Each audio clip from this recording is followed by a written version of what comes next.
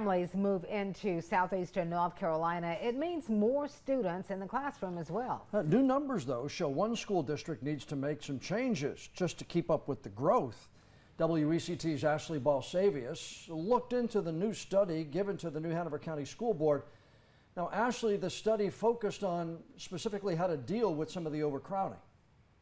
That's right, John. The new Hanover County Board of Education met last week and talked about building more schools to keep up with this growing population of students. Redistricting could follow after building new schools.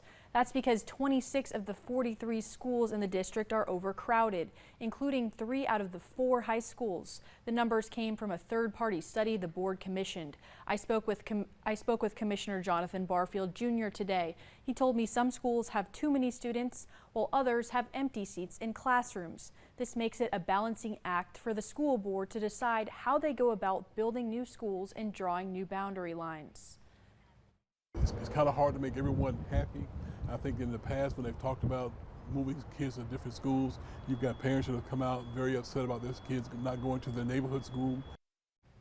Of course, building new schools takes money, with several facility projects failing to get state funding over the last year.